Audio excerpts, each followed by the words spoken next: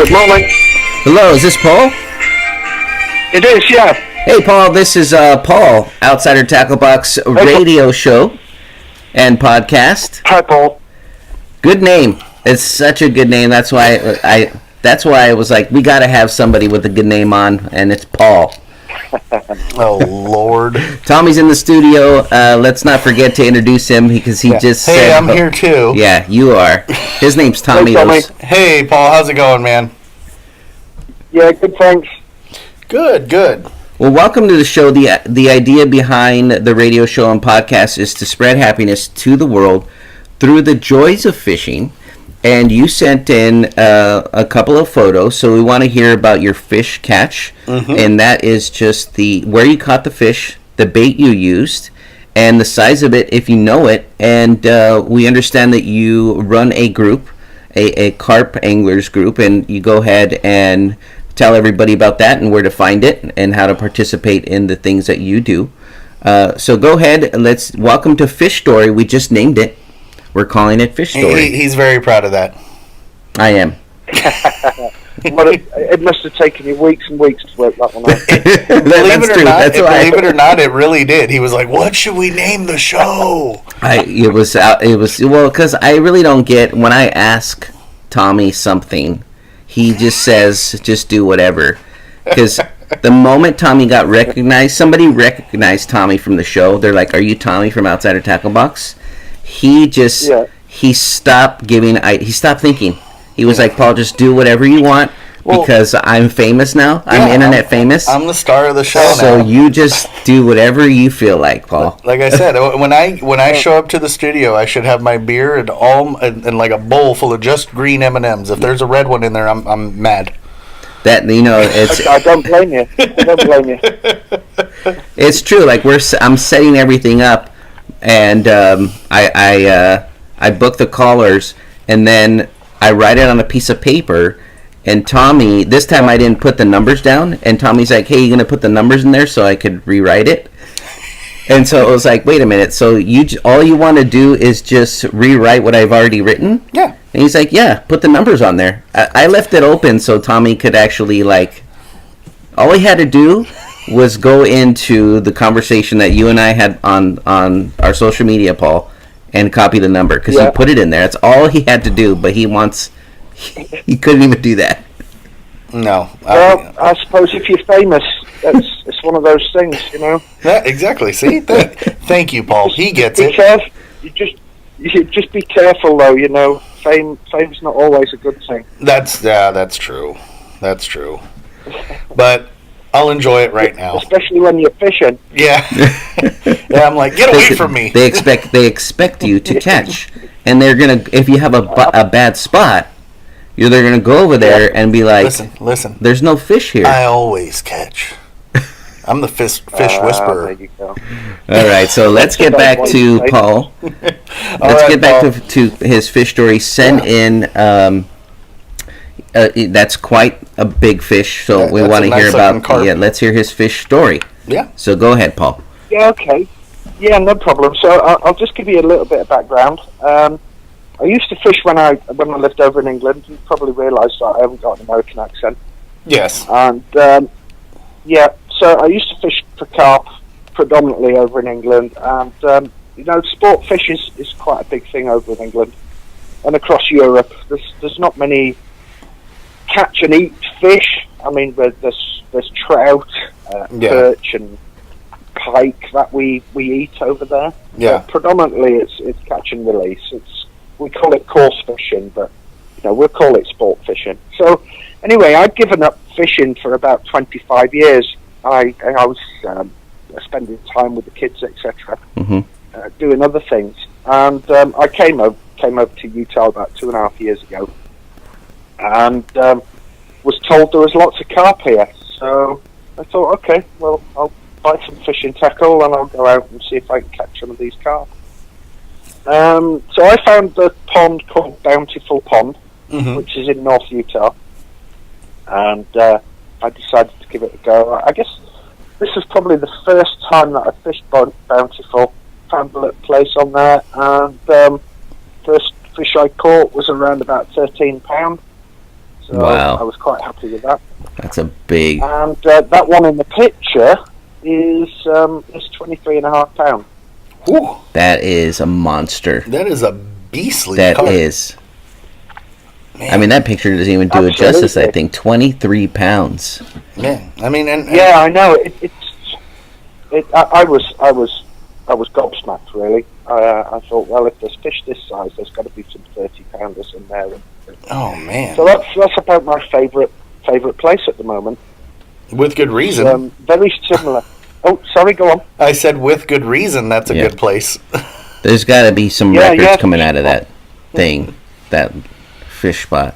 It wouldn't surprise me. It wouldn't surprise me. I mean, it's a fairly new lake. I think it's about 10 years old, and it's in a spot in Utah where I don't think there's any bow fishermen.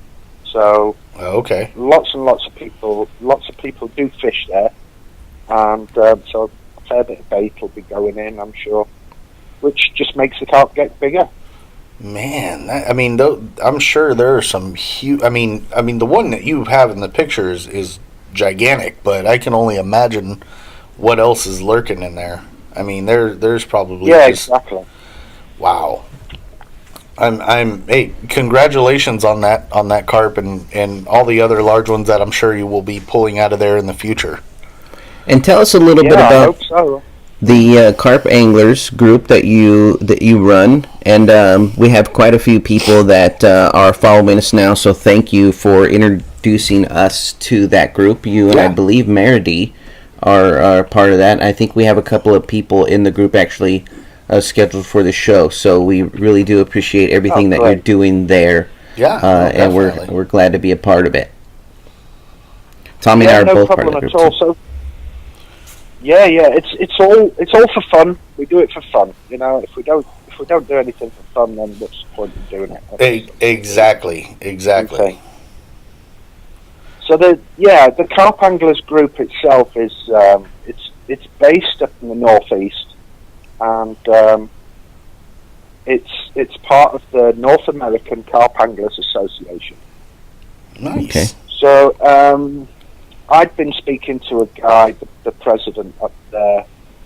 He's another Englishman. I think a lot of the Mhm. people that have started this group are either English or European. But I mean, it's not exclusive, obviously.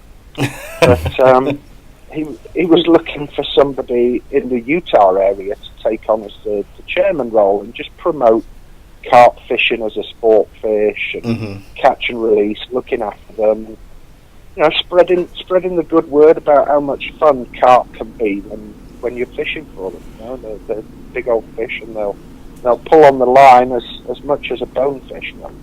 So Yeah. I was quite happy to take over that. I've been doing it for, I guess, a month. So I'm just trying to get out there and promote carp fishing, fun fishing, really. I mean, we could catch anything out there, Yeah. but we're hoping to catch carp because it's about how they fight. Exactly. Yeah, they do put up a fight. They do indeed, yeah. So I started up a group on Facebook. You can find us on Facebook. That's called the Carp Anglers Group Utah. hmm So if anybody wants to join that, there are a couple of little questions I've asked. One of the questions is, you know, why do you want to join the group? And the other one is, do you catch and release or promote catch and release? Yeah. I understand that people do other types of fishing, you know, whether it be with pitchforks or, you know, bows and dynamite, hand grenades for carp, and each to their own. Yeah. I've got nothing against that, but the group that we've set up here is really to promote carp fishing as sport fishing. Nice. I can definitely get behind that. I mean, I think that's an awesome awesome group, and I like the way, you know, you guys are promoting it. And I mean, you know, it is that, you know, it's if you catch and release and you just have fun while you're doing it, and I mean that's pretty much what our show is about too, right? I mean, it's spreading happiness through the joys of fishing, right. And so I mean we're having fun too. Yeah, and so we're there in the fish story that people are sharing, and the good times with friends, family. And sometimes we go out and have fun. It's just you and your fishing pole. Yeah, and that's what it's about. Yeah. So we're going to put up the link. It can be therapeutic as well. What was that? I'm sorry. It can be therapeutic as well. It's like people if they going through stress in life and that. Absolutely. Meet people out. It's great. Social occasions.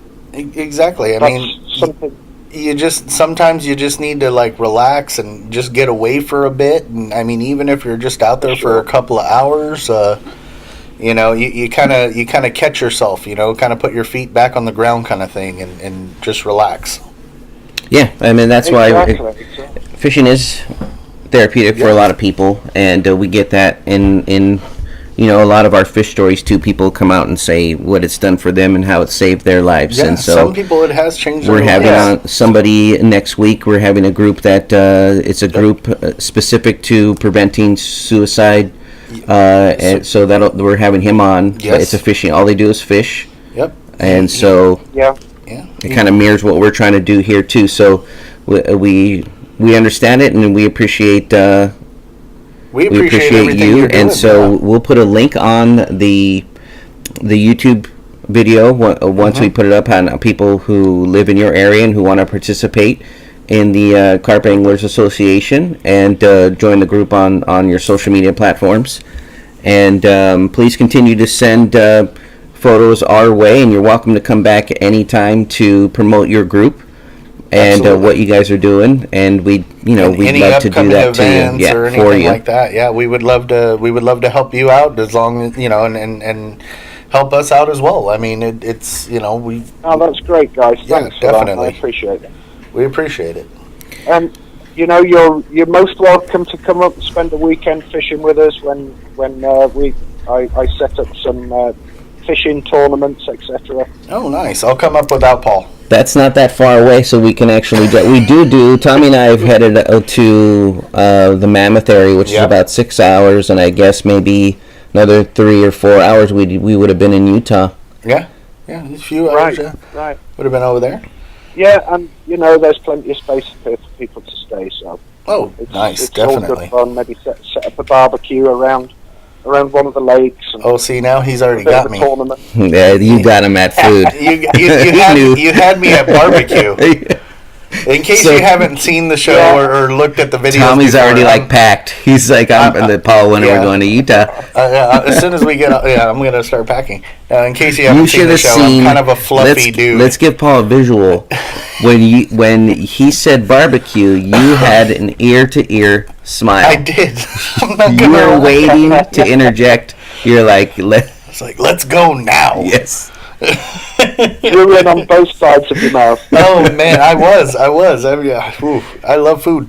That's no. We can tell. Yeah, I know. People know. I am not ashamed of that. All right. Well, thanks again, Paul. We'd love to have you back on the show anytime. And we also have a fish story blog, which does the same thing here that you did on the show. Just a photo and a fish story.